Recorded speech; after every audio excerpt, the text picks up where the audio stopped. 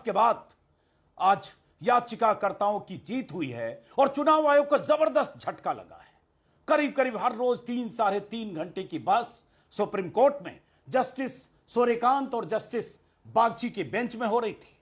देश के दिग्गज वकील याचिकाकर्ताओं की तरफ से, जिसमें एडीआर है, महुआ मोइत्रा, मनोज झा, योगेंद्र यादव, उनकी तरफ से वकील जिसमें गोपाल शंकर नारायण, कपिल सिब्बल, अभिषेक मनु सिंघवी, प्रशांत भूषण, वृंदा ग्रोवर, तमाम वकीलों की जमात ने लगातार दलीलें दी कि किस तरह से चुनाव आयोग की मंशा संदिग्ध है और किस तरह से चुनाव आयोग जानकारियां छिपा रहा है और किस तरह से वोटर्स के मताधिकार पर कुठाराघात हो रहा है, वोट काटे जा रहे हैं। तो आज सुप्रीम कोर्ट से अहम फैसला आया। बहुत सारे लोगों को लग रहा था कि सुप्रीम कोर्ट याचिकाकर्ताओं के पक्ष में फैसला देगा, इसकी उम्मीद कम है। चुनाव आयोग को राहत मिलेगी या चुनाव आयोग जिस तरह से एसआईआर कर रहा है वो उसी तरह से जारी रह सकता है, ऐसा अंदेशा बहुतों को था। लेकिन सुप्रीम कोर्ट से जो आज फैसला आया, जैसा कि मैंने कहा, एसआईआर पर इन तमाम याचिकाकर्ताओं की, योगेंद्र यादव जैसे लोगों की बहुत बड़ी जीत हुई और बहुत बड़ा झटका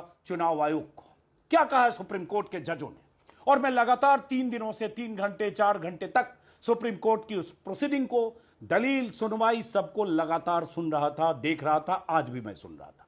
तो पहले बताता हूं कि सुप्रीम कोर्ट के जजों ने, सुप्रीम कोर्ट की बेंच ने फैसला क्या दिया, आदेश क्या दिया, और उसके बाद आज जो जिरह हो रही थी, किस तरह से चुनाव आयोग के वकील राकेश द्विवेदी बार बार सुप्रीम कोर्ट के जजों की तरफ से जो बातें कही जा रही थी, जानकारियों को सार्वजनिक करने के जो निर्देश या सवाल जवाब हो रहे थे, उसको किस तरह से उससे अपनी असहमति जता रहे थे, यह भी इसी वीडियो में आगे। लेकिन सबसे पहले चुनाव आयोग के लिए सुप्रीम कोर्ट ने कहा कि 65 लाख की लिस्ट, जिसको लेकर लगातार बवाल और सवाल है कि 7 करोड़ 90 लाख वोटर्स में से लगभग 65 लाख वोटर्स के नाम कटे हैं, जिसमें कहा जा रहा 22 लाख 30 हजार वोटर मृतक हैं, परमानेंटली शिफ्टेड और एब्सेंट 36 लाख 20 हजार हैं, और दूसरी जगह भी वोटर हो सकते हैं, डुप्लीकेट वोटर 7 लाख के आसपास है। सुप्रीम कोर्ट ने आज कहा अपने फैसले में कि इन वोटर्स के बारे में आपको विस्तार से